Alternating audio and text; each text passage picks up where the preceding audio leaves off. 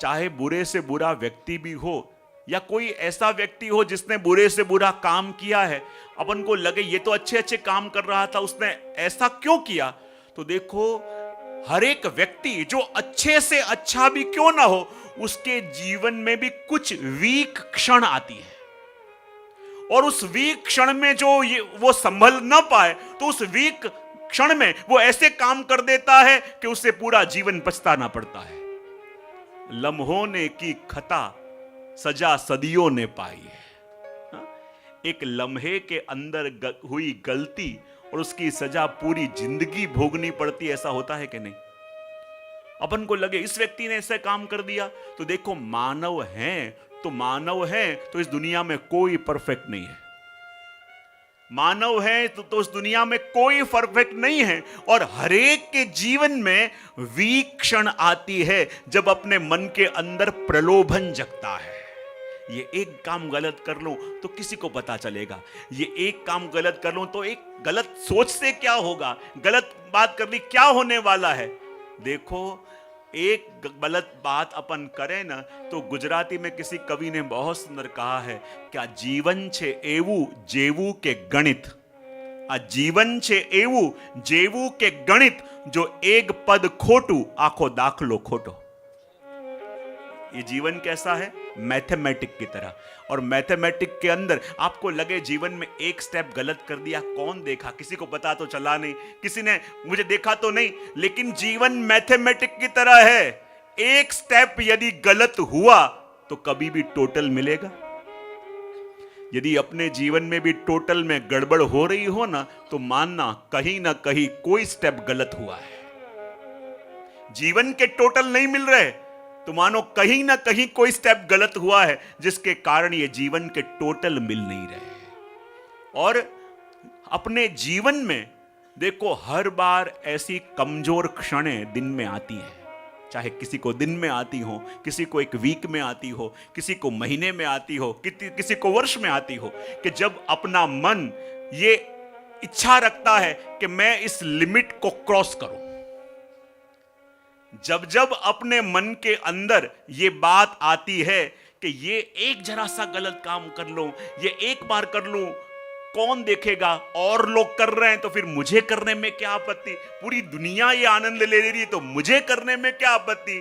और ये एक छोटी सी वीक क्षण जीवन में आई और उसमें अपने आप को संभाल नहीं पाए, तो ये छोटी सी क्षण यदि न संभली तो वो जीवन भर की सजा दे सकती है कि नहीं?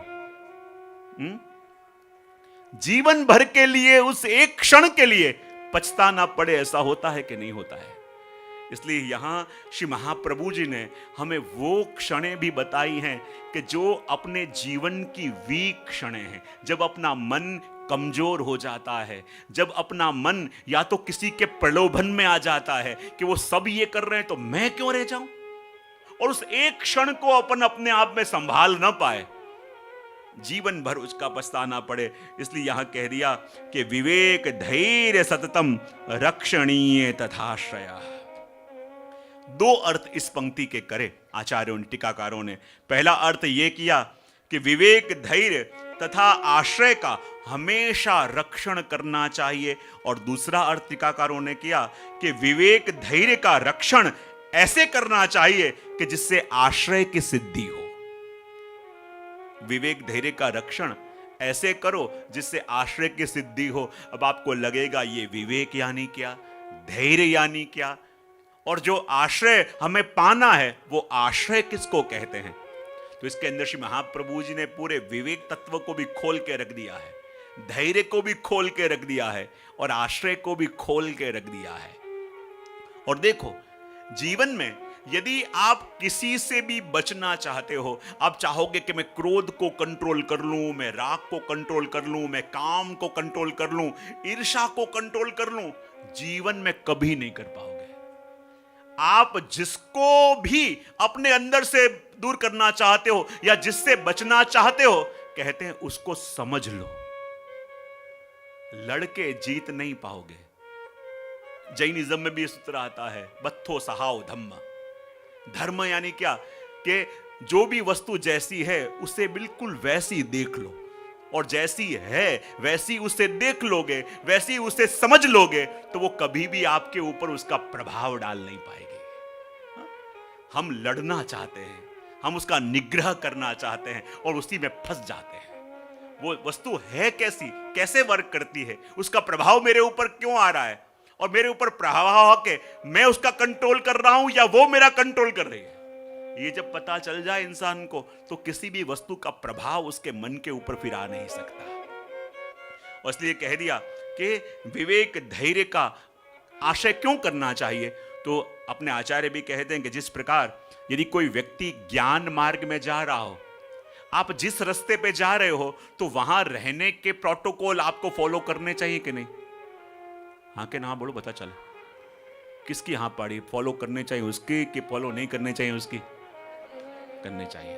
अब जैसे कोई व्यक्ति कारगिल में जाके पहरा भर रहा है, कोई आर्मी वाले हैं जहां -30 -40 है, तो वहां टिकने के लिए, वहां सरवाइव करने के लिए वहां के जो भी प्रोटोकॉल्स हों उसे फॉलो करने चाहिए कि नहीं?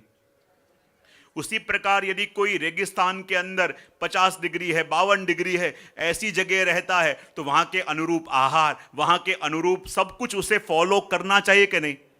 यदि फॉलो करेगा तो वहां टिक पाएगा, वरना टिक नहीं पाएगा। वैसे ही भक्ति मार्ग के अंदर भी यदि प्रभु के सन्मुख अपन को जाना है, प्रभु की तरफ अपन को जाना है, तो यदि ये विवेक, धैर्य और आश्रय, ये 3 ऐसे तत्व हैं कि इनके बिना, ये है विवेक, धैर्य, आश्रय यानी क्या? विवेक यानी आपका पासपोर्ट, धैर्य यानी आपका वीजा, और आश्रय यानी स्पॉन्सर लेटर या जो भी कहो आप, ये 3 हैं, तब आप ट्रैवल कर पाओगे कि नहीं? हाँ के ना तो पाड़ो। हाँ, तो यदि प्रभु की तरफ जाना है तो ये विवेक, धैर्य और आश्रय, ये 3 होंगे तो बाहर जा पाओगे। और इसलिए यहां पे कहा कि जैसे कोई ज्ञान मार्ग का व्यक्ति है, ज्ञान मार्ग में चल रहा है, तो उसे ये फॉलो करना पड़ता है। शास्त्र कहते हैं, बोले शम, दम, तितिक्षा, उपरति। जो भी ज्ञान मार्ग में आगे जा रहा है उसे ये 4 वस्तु फॉलो करनी पड़ती है। सबसे पहले आता है शम। शम यानी मन का निग्रह। क्या करना पड़ता है? मन का निग्रह। फिर कहा दम यानी इंद्रियों का निग्रह। फिर है तितिक्षा यानी इंद्रियों के विषय अपने ऊपर आक्रमण करें, उस समय अपने आप को कैसे संभालना, इसको कहते हैं तितिक्षा। फिर आता है उपरति। उपरति यानी वैराग्य। ज्ञान मार्ग में आगे बढ़ना है तो ये 4 वस्तु होनी चाहिए, तो ज्ञान मार्ग में आगे बढ़ सकते हो। उसी प्रकार महाप्रभु जी ने कहा, यदि भक्ति मार्ग में, ये पुष्टि मार्ग में, प्रभु प्राप्ति के मार्ग में यदि आपको आगे जाना है, तो उसके ये 3 साधन के बिना आप बढ़ नहीं पाओगे। बढ़ गए तो भी आप अनवैलिड रूप से गए हो, कभी भी धक्का मार के वापस भेजेंगे, क्योंकि आप उसके लिए तैयार नहीं हो। हा? जब तक पात्र बना हुआ न हो, तब तक कोई वस्तु अपन को मिलती है तो क्या टिकता है? सबसे पहले पात्र बनना पड़े, और पात्र बने तो जो मिलेगा वो टिकेगा। और जीव को पात्र बनाने वाला ये विवेक, धैर्य और आश्रय है। इसलिए कह दिया कि विवेक, धैर्य को संग में रख के आश्रय तक जाना है। तो एक आचार्य ने, श्री वज्राय जी महाराज श्री ने, टीकाकार हैं, उन्होंने कहा कि यहां विवेक, धैर्य ये दोनों संग रखा, आश्रय को अलग क्यों कर दिया? विवेक, धैर्य, आश्रय ये तीनों को अलग अलग क्यों कर दिया? तो वही आचार्य उसका व्याख्या करते हैं और कहते हैं, ये विवेक, धैर्य ऐसे हैं जो व्यक्ति प्रयत्न करके अपने मन को साध के पा सकता है, लेकिन आश्रय तत्व ऐसा है, जब तक प्रभु विचार न करें और प्रभु की इच्छा न हो, तब तक ये आश्रय तत्व अपने हृदय में दृढ़ हो सकता